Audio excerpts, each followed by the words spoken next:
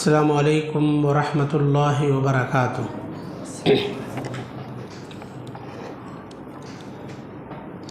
الحمد للہ رب العالمین والصلاة والسلام علی سید المرسلین، اما بعد، اعوذ باللہ من الشیطان الرجیم، بسم اللہ الرحمن الرحیم۔ ما كان للنبي والذين آمنوا أن يستغفروا للمشركين ولو كانوا أولي قربى من بعد ما تبين لهم أنهم أصحاب الجحيم۔ محترم حضرات، بزرگوں، نوجوان ساتھیوں، پردہ نشین خواتین اسلام، الحمدللہ ابھی ہم نے عشاء کی نماز اور 10ویں تراویح کی نماز اور وتر کی نماز جماعت کے ساتھ ادا کی ہے۔ اللہ تعالیٰ سے دعا ہے کہ اللہ تعالیٰ ہماری ان نمازوں کو قبول فرمائے، آمین۔ الحمدللہ ہمارے دونوں حافظ صاحبان نے تراویح کی نماز میں 5 پارے مکمل سنا دیے، ماشاءاللہ۔ اللہ سے دعا کرے اللہ تعالیٰ ان سب کا حافظہ مضبوط بنائے اور اللہ تعالیٰ انہیں دین کا خادم بنائے، آمین۔ محترم حضرات، آج کے درس میں انشاءاللہ سورہ توبہ سے متعلق کچھ اہم اور بنیادی باتیں بیان کی جائیں گی۔ آگے آ جائیے ہم لوگ۔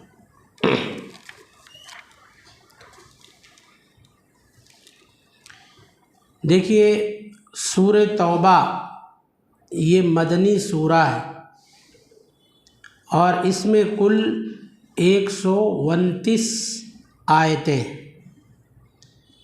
اس سورہ کو 7 طوال میں سے شمار کیا گیا ہے۔ 7 طوال کا مطلب قرآن مجید کی 7 بڑی سورتیں: سورۃ البقرہ، سورہ آل عمران، سورہ نساء، سورہ مائدہ، سورہ انعام، سورہ اعراف اور سورہ توبہ۔ تو سورہ توبہ یہ قرآن کی 7 بڑی سورتوں میں سے 7ویں بڑی سورہ ہے۔ اس کے متعدد نام مفسرین نے بیان فرمائے ہیں۔ ان ناموں میں سے 2 نام مشہور ہیں۔ ایک ہے توبہ۔ اس سورہ کا نام سورہ توبہ اس لیے رکھا گیا کیونکہ جو ہے اس سورہ کے اندر بعض صحابہ کرام رضوان اللہ علیہم مجمعین کے توبہ کی قبولیت کا تذکرہ ہے۔ ساتھ ہی ساتھ اس سورہ کو سورہ براءت بھی کہا جاتا ہے، اس لیے کہ اس سورہ کے اندر مشرکین سے براءت کا عام اعلان کیا گیا ہے۔ یہ قرآن مجید کی واحد سورہ ہے جس کے آغاز میں، جس کے شروع میں بسم اللہ الرحمن الرحیم مذکور نہیں ہے۔ تو اس سورہ کے شروع میں بسم اللہ الرحمن الرحیم کیوں نہیں ہے؟ مفسرین نے اس کی بہت ساری وجوہات بیان فرمائی ہیں۔ میں 2 وجہیں ذکر کر رہا ہوں۔ ایک تو یہ کہ بسم اللہ الرحمن الرحیم یہ آیت رحمت ہے، رحمت کی آیت ہے، اور سورہ توبہ کی جو ابتدائی آیات ہیں، شروع کی آیات، وہ آیت غضب ہے۔ اللہ تعالیٰ نے ان آیتوں میں مشرکین پر اپنے غیظ و غضب کا اظہار فرمایا ہے، اپنی ناراضگی کا اظہار فرمایا ہے۔ تو اللہ تعالیٰ مشرکین پر اس قدر ناراض ہوا کہ اللہ تعالیٰ نے آیت رحمت، یعنی رحمت والی آیت بسم اللہ الرحمن الرحیم بھی نازل نہیں کیا۔ ایک وجہ مفسرین نے یہ بیان فرمائی۔ اور سورہ توبہ کے شروع میں بسم اللہ الرحمن الرحیم نازل نہ کرنے کی دوسری وجہ یہ بیان کی گئی ہے کہ اس سورہ سے پہلے سورۃ الانفال ہے، اور سورۃ الانفال اور سورہ توبہ ان دونوں کے مضامین میں بڑی یکسانیت پائی جاتی ہے۔ گویا سورہ توبہ سورہ انفال کا تتمہ اور بقیہ ہے۔ جو باتیں سورہ انفال میں مکمل نہیں ہوئی تھیں، اللہ تعالیٰ نے ان باتوں کو سورہ توبہ میں مکمل کیا۔ تو گویا سورہ انفال اور سورہ توبہ دونوں کے اندر جو ٹاپک اور مضامین ہیں آپس میں ملتے جلتے ہیں، اس لیے سورہ توبہ کے شروع میں الگ سے بسم اللہ الرحمن الرحیم نازل کرنے کی ضرورت پیش نہیں آئی۔ اس لیے جب ہم قرآن مجید پڑھیں تو چونکہ اللہ تعالیٰ نے سورہ توبہ کے شروع میں بسم اللہ الرحمن الرحیم نازل نہیں کیا ہے، اس لیے ہمیں بھی اس کے آغاز میں بسم اللہ الرحمن الرحیم نہیں پڑھنا چاہیے۔ بعض مفسرین نے لکھا ہے کہ اگر ہم اپنی تلاوت کا آغاز سورہ توبہ سے کرتے، ہم نے قرآن کھولا اور سورہ توبہ سے ہم نے قرآن پڑھنا شروع کیا، سورہ توبہ سے اپنی تلاوت شروع کی، تو ایسی صورت میں برکت کے لیے ہم اعوذ باللہ من الشیطان الرجیم کے ساتھ ساتھ بسم اللہ الرحمن الرحیم اس موقع پر پڑھ سکتے ہیں۔ بہرحال یہ سورہ توبہ سے متعلق کچھ باتیں تھیں۔ دیکھیے، سن 9 ہجری میں اللہ تعالیٰ نے مسلمانوں پر حج فرض کیا۔ سن 9 ہجری میں تو پہلے سال نبی کریم صلی اللہ علیہ وسلم حج کے لیے تشریف نہیں لے گئے، بلکہ آپ نے مسلمانوں کا امیر حضرت ابو بکر صدیق رضی اللہ عنہ کو بنایا۔ ابو بکر صدیق رضی اللہ عنہ کو امیر حج بنا کر، حج کا امیر بنا کر ان کے ساتھ مسلمانوں کو مدینہ سے حج کے لیے مکہ روانہ فرمایا۔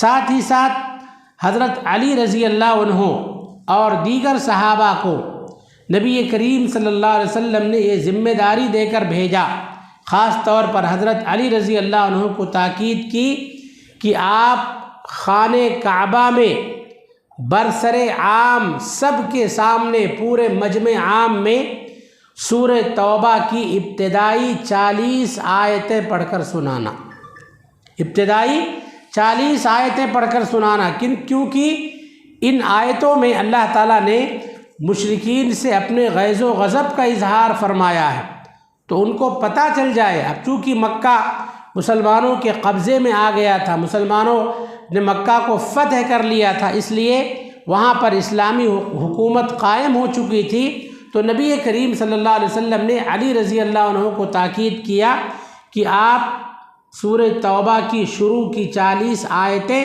سب کے سامنے پڑھ کر سنانا۔ اور 2 باتوں کی اور تاکید کیا، کہا اعلان کر دینا کہ آئندہ سال سے کوئی بھی شخص چاہے مرد ہو یا عورت ننگا ہو کر خانہ کعبہ کا طواف نہیں کر سکتے۔ دوسرا اعلان یہ کرنا کہ آئندہ سے کسی بھی مشرک کو خانہ کعبہ کا حج کرنے کی اجازت نہ ہوگی۔ چنانچہ حضرت علی رضی اللہ عنہ نے باقاعدہ سب کے سامنے سورہ توبہ کی آیتیں پڑھ کر سنائی اور ان 2 باتوں کا خصوصیت کے ساتھ اعلان کیا۔ تو اللہ تعالیٰ نے ان باتوں کو بھی سورہ توبہ میں بیان فرمایا ہے۔ سورہ توبہ کی تفسیر میں مفسرین نے یہ باتیں بھی ذکر فرمائی ہیں۔ ساتھ ہی ساتھ اللہ تعالیٰ نے سورہ توبہ کے اندر منافقین کی کئی مذموم صفات کا تذکرہ کیا ہے، اور ان صفات سے ہم سب کو دور رہنے کی اللہ تعالیٰ نے تاکید کی ہے۔ اور اللہ رب العالمین نے نبی کریم صلی اللہ علیہ وسلم کے حوالے سے پوری امت کو یہ تعلیم دی ہے کہ جس شخص کی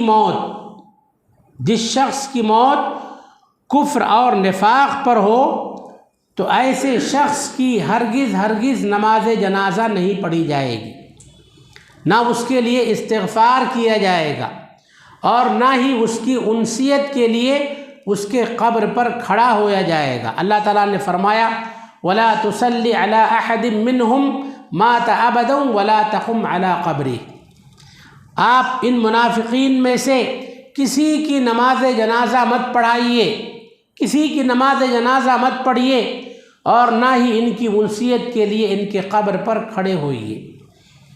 اسی موقع پر اللہ تعالیٰ نے یہ آیت کیوں نازل فرمایا؟ مفسرین نے لکھا ہے کہ منافقوں کا سردار عبداللہ بن ابی بن سلول، اس کا انتقال ہو گیا، تو اس کا بیٹے کا نام بھی عبداللہ تھا، بیٹا مسلمان۔ نبی کریم صلی اللہ علیہ وسلم کی خدمت میں بیٹے حاضر ہوئے، کہا اے اللہ کے نبی صلی اللہ علیہ وسلم، میرے والد کا انتقال ہو گیا ہے، آپ سے دو گزارش۔ ایک گزارش یہ ہے کہ آپ اپنا کرتا جو آپ پہن رہے ہیں، اپنا کرتا اتار کر دے دیجئے تاکہ وہ کرتا میرے والد کے کفن کے کام آ جائے، میں اس کو اپنے والد کو اس کرتے میں کفنا دوں۔ دوسری گزارش یہ ہے کہ آپ میرے والد کی نماز جنازہ پڑھا دیجئے۔ کس کا انتقال ہوا ہے؟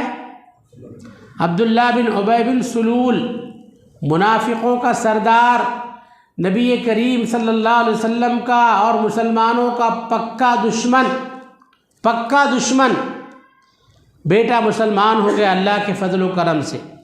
نبی کریم صلی اللہ علیہ وسلم کے پاس آ کر دو گزارش کیا، کہا آپ اپنا جبہ دے دیجئے، اپنا کرتا دے دیجئے تاکہ میرے والد کے کفن کے کام آ جائے، آپ میرے والد کی نماز جنازہ پڑھ دیجئے۔ صحیح بخاری صحیح مسلم کی حدیث ہے، اللہ کے نبی صلی اللہ علیہ وسلم نے اپنا جبہ اتار کر دے دیا، اور آپ صلی اللہ علیہ وسلم نماز جنازہ پڑھانے کے لیے آگے بڑھے۔ حضرت عمر فاروق رضی اللہ عنہ نے نبی کریم صلی اللہ علیہ وسلم کا کپڑا پکڑ کر پیچھے سے کھینچ لیا، کہا اللہ کے نبی صلی اللہ علیہ وسلم آپ منافق کی نماز جنازہ پڑھائیں گے؟ اللہ کا دشمن، آپ کا دشمن، مسلمانوں کا دشمن، منافقوں کا سردار، آپ اس کی نماز جنازہ پڑھائیں گے؟ اللہ تعالیٰ نے ایسے لوگوں کی مغفرت سے منع کیا ہے، آپ اس کی نماز جنازہ پڑھائیں گے؟ سورہ توبہ ہی کی آیت ہے، اس سے پہلے اللہ کے نبی صلی اللہ علیہ وسلم نے کہا دیکھو عمر، اللہ تعالیٰ نے تو یہ کہا ہے استغفر لہم او لا تستغفر لہم ان تستغفر لہم 70 مرۃ فلن یغفر اللہ لہم، آپ ان کے لیے بخشش طلب کرو یا نہ کرو، اگر 70 مرتبہ بھی ان کے لیے بخشش طلب کرو گے تو بھی اللہ ہرگز معاف نہیں کرے گا۔ اللہ کے نبی صلی اللہ علیہ وسلم نے یہ آیت پڑھ کر سنائی، کہا دیکھو اللہ تعالیٰ نے ہم کو اختیار دیا ہے، روکا نہیں ہے، منع نہیں کیا ہے، لہذا میں 70 سے زیادہ مرتبہ اس کے لیے استغفار کروں گا۔ اللہ اکبر! قربان جائیے محمد الرسول اللہ صلی اللہ علیہ وسلم کے حسن اخلاق پر، آپ کس قدر محسن انسانیت تھے۔ آپ کا دشمن، مسلمانوں کا دشمن، اللہ کا دشمن، اسلام کا دشمن، مگر اس کے تعلق سے بھی نبی کریم صلی اللہ علیہ وسلم کے دل میں کیسی ہمدردی تھی، آپ کی یہ خواہش تھی کہ کسی طرح اس کی بخشش کر دی جائے، کسی طرح اس کے گناہ معاف کر دیے جائیں۔ یہ جذبہ، ہمدردی کا جذبہ تھا نبی کریم صلی اللہ علیہ وسلم کے اندر، اس لیے آپ نے کہا کہ میں 70 سے زیادہ مرتبہ استغفار کروں گا۔ اللہ نے روکا نہیں ہے، اللہ نے خالی اختیار دیا ہے، آپشن دیا ہے، منع نہیں کیا ہے، مگر عمر فاروق رضی اللہ عنہ روکتے رہے۔ اللہ کے نبی صلی اللہ علیہ وسلم مت پڑھیے، اللہ کے دشمن کی نماز جنازہ مت پڑھائیے۔ تب اللہ تعالیٰ نے، آپ نے نماز جنازہ پڑھا دی، اس کے بعد اللہ تعالیٰ نے آیت نازل فرمائی وَلَا تُصَلِّ عَلَىٰ أَحَدٍ مِّنْهُمْ، جس کا انتقال کفر پر، نفاق پر ہو، آپ ان میں سے کسی کی نماز جنازہ مت پڑھائیے۔ وَلَا تَقُمْ عَلَىٰ قَبْرِهِ، نہ اس کی انسیت کے لیے اس کے قبر پر کھڑے ہوئیے۔ آگے اللہ تعالیٰ نے اسی سورہ کی آیت نمبر 113 میں فرمایا مَا كَانَ لِلنَّبِيِّ وَالَّذِينَ آمَنُوا أَن يَسْتَغْفِرُوا لِلْمُشْرِكِينَ، کسی نبی کے لیے اور نہ ہی ایمان والوں کے لیے یہ جائز نہیں ہے کہ وہ کسی مشرک کے لیے استغفار کرے۔ بخشش کی دعا کریں اللہ سے، جائز نہیں ہے، چاہے وہ اس کے قریبی رشتہ دار ہی کیوں نہ ہوں، جن کے بارے میں یہ وضاحت ہو گئی کہ یہ جہنمی ہیں، جن کا کفر ظاہر ہو گیا، تو ایسے لوگوں کے لیے نہ تو نبی مغفرت کی دعا کریں اور نہ ہی مومنین مغفرت کی دعا کریں۔ تو ان آیتوں کے ذریعے سے اللہ تعالیٰ نے باقاعدہ طور پر منافقین کی نماز جنازہ سے اور اسی طرح سے مشرکین کی نماز جنازہ سے سختی کے ساتھ منع کر دیا۔ اس کے بعد اللہ کے نبی صلی اللہ علیہ وسلم رک گئے۔ تو اللہ تعالیٰ نے اس سورہ کے اندر، سورہ توبہ کے اندر ان باتوں کا بھی تذکرہ کیا ہے۔ ساتھ ہی ساتھ محدثین نے اور مفسرین نے یہ بات لکھی ہے کہ دیکھو، جو شخص ایمان کی دولت سے محروم ہو، ان باتوں پر غور کریں، جو شخص ایمان کی دولت سے محروم ہو، اسے دنیا کی بڑی سے بڑی شخصیت کی دعائے مغفرت اور اس کی شفاعت کوئی فائدہ نہیں پہنچا سکتی۔ جو ایمان کی دولت سے محروم ہو تو کسی بڑے سے بڑے شخص کا ریکمنڈیشن، اس کی سفارش ہرگز اس کے کام نہیں آ سکتی۔ آپ دیکھیں نبی کریم صلی اللہ علیہ وسلم کے چچا ابو طالب، انہوں نے اسلام کے لیے کتنی خدمت کیا، تقریباً 42 سال تک نبی کریم صلی اللہ علیہ وسلم کا ساتھ دیا، مگر ایمان کی دولت سے محروم رہے، ایمان کی دولت نصیب نہیں ہوئی۔ نبی کریم صلی اللہ علیہ وسلم اپنے چچا کے منہ کے پاس اپنا کان لے کر گئے، کہا چچا میرے کان میں کلمہ پڑھ دیجئے، میں سن لوں، میں لڑ کر اللہ تعالیٰ سے آپ کے لیے سفارش کرواؤں گا۔ کلمہ نصیب نہیں ہوا، کفر کی حالت میں انتقال ہو گیا، ایمان کی دولت سے محروم رہے۔ اللہ تعالیٰ نے نبی کریم صلی اللہ علیہ وسلم کو تاکید کیا، انک لا تہدی من احببت ولکن اللہ یہدی من یشاء، اے نبی آپ جس کو چاہیں اس کو ہدایت نہیں دے سکتے، ہدایت دینا نہ دینا یہ اللہ کا کام ہے، یہ اللہ تعالیٰ کو یہ اختیار حاصل ہے، یہ پاور صرف اللہ کو حاصل ہے، کس کو ہدایت نصیب کرنا، کس کو ہدایت سے محروم کر دینا، یہ اختیار صرف اللہ تعالیٰ کے پاس ہے۔ تو معلوم کیا ہوا، جو شخص ایمان کی دولت سے محروم ہو تو کسی بڑی سے بڑے شخصیت کی دعائے مغفرت اور شفاعت بھی اس کو کوئی فائدہ نہیں پہنچا سکتی۔ آپ دیکھیں عبداللہ بن ابی بن سلول، منافقوں کا سردار، بعض روایتوں میں تو یہاں تک ہے کہ اس کو دفن کر دیا گیا تھا۔ صحیح بخاری صحیح مسلم کی دوسری حدیث میں ہے عبداللہ بن ابی بن سلول کو دفن کر دیا گیا تھا۔ اللہ کے نبی صلی اللہ علیہ وسلم نے اس کی لاش کو قبر سے باہر نکلوایا اور اس کی لاش کو، اس کی ڈیڈ باڈی کو آپ نے اپنے گھٹنوں پر رکھا، اپنا لعاب دہن اس کے چہرے پر لگایا اور آپ صلی اللہ علیہ وسلم نے اپنا جبہ نکال کر اس کو پہنا دیا۔ آپ نے اس کے لیے اتنا سب کچھ کیا، مگر اللہ تعالیٰ نے آپ کو آگے منع کر دیا، وَلَا تُصَلِّ عَلَىٰ أَحَدٍ مِّنْهُمْ، آپ ایسوں کی نماز جنازہ نہ پڑھیں، آپ ایسوں کے لیے مغفرت کی دعا نہ کریں۔ تو اللہ تعالیٰ نے ان آیتوں کے ذریعے سے ہم تمام لوگوں کو یہ تعلیم دی ہے کہ ایمان کی دولت بہت اہم ہے، توحید کی دولت بہت اہم ہے، لہٰذا اپنے ایمان پر، توحید پر قائم و دائم رہیں اور توحید کے اندر ہرگز شرک کی آمیزش نہ کریں، شرک کی آمیزش نہ کریں، ایمان کو بچائیں، عقید توحید کی حفاظت کریں، تبھی دنیا میں بھی کامیابی ہے اور آخرت میں بھی انشاءاللہ کامیابی و کامرانی ہماری قدم بوسی کرے گی۔ آخر میں اللہ تعالیٰ نے اس سورہ کے اندر جو ہے اپنے مومنین بندوں کے توبہ کی قبولیت کا ذکر کیا ہے۔ سن 9 ہجری میں غزوہ تبوک، مسلمان تبوک کی لڑائی میں شریک ہوئے، سخت گرمی کا زمانہ تھا، کھجور پک چکے تھے، سواریوں کا بھی برابر انتظام نہیں تھا، لمبا سفر تھا۔ ایسے وقت میں اللہ تعالیٰ نے مسلمانوں کو جنگ پر جانے کا حکم دیا۔ کھجور کی کھیتیاں تیار ہیں، اب پھل توڑیں یا جنگ میں جائیں، گرمی برداشت کریں یا سکون سے اپنے گھر میں رہیں۔ لوگوں کو سمجھ میں نہیں آ رہا تھا، بہت بڑی آزمائش تھی، مگر ایمان والے، اللہ والے نبی کریم صلی اللہ علیہ وسلم کی دعوت پر لبیک کہے، جنگ میں چلے گئے، اور منافقین کوئی نہ کوئی حیلہ اور بہانہ بنا کر جنگ سے رک گئے۔ 3 بڑے بڑے صحابہ، حضرت کعب بن مالک، حضرت ہلال بن امیہ، حضرت مرارہ بن ربیع رضی اللہ عنہم اجمعین، تینوں بڑے مخلص مسلمان تھے۔ اس سے پہلے تمام غزوات میں، تمام جنگوں میں شریک ہوئے۔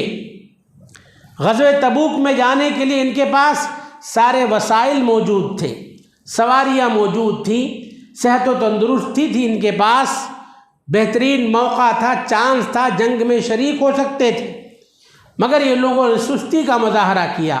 اب جائیں گے، تب جائیں گے، کل جائیں گے، پرسوں جائیں گے، کرتے کرتے کرتے کرتے قافلہ مدینہ سے تبوک کے لیے روانہ ہو گیا، اور یہ لوگ جنگ کے لیے نکل نہ سکے۔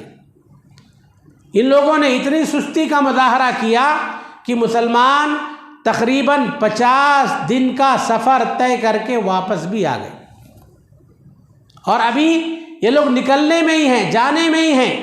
اللہ کے نبی صلی اللہ علیہ وسلم مسلمانوں کا قافلہ لے کر جب مدینہ پہنچے، مسجد نبوی میں آپ ٹھہرے ہوئے تھے، منافقین نے جا کر جو ہے آپ صلی اللہ علیہ وسلم سے ملاقات کیا، کہا ہم کو یہ پرابلم تھا، کسی نے کہا ہم کو یہ پریشانی تھی، کسی نے کہا ہم کو یہ عذر تھا، جھوٹا موٹا عذر اور بہانہ پیش کر کے منافقین نے اپنے آپ کو کسی طرح سے بچا لیا۔ مگر یہ تینوں مسلمان، انہوں نے سوچا ایک تو ہم نے جنگ میں نہ جا کر بہت بڑی غلطی کی، دوسرے ہم منافقین کی طرح جھوٹا موٹا ہیلا بہانہ بنا کر اپنے آپ کو ہرگز نہیں بچائیں گے۔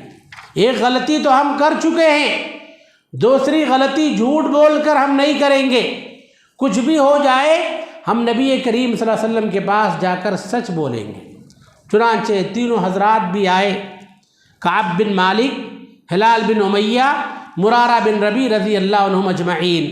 کہا اے اللہ کے نبی صلی اللہ علیہ وسلم، ہم صاف صاف بات آپ کو بتا دیتے ہیں، ہمارے پاس سواریوں کا انتظام تھا، صحت بھی اچھی تھی، مگر سستی کاہلی کی وجہ سے ہم جنگ میں شریک نہ ہو سکے۔ اللہ کے نبی صلی اللہ علیہ وسلم نے ان سے چہرہ پھیر لیا، کہا میں تمہارے بارے میں کوئی فیصلہ نہیں کروں گا۔ ان صحابہ نے یہ بھی کہا کہ آپ ہمیں جو سزا دیں گے، آپ کی ہر سزا ہمیں منظور رہے گی، آپ جو چاہیں سزا دیں۔ آپ نے چہرہ پھیر لیا، کہا میں سزا دینے والا کون ہوتا ہوں، تمہارے بارے میں اللہ فیصلہ کرے گا، میں تمہارا معاملہ اللہ کے حوالے کر رہا ہوں۔ اس کے بعد اللہ کے نبی صلی اللہ علیہ وسلم نے مسلمانوں میں اعلان کر دیا کہ ان تینوں حضرات سے سارے کے سارے لوگ بائیکاٹ کر لیں، ان سے بات چیت بند، ان کے ساتھ اٹھنا بیٹھنا بند، ان کے ساتھ رشتہ ناتا بند۔ تقریباً 40 دن تک یہ سلسلہ چلتا رہا۔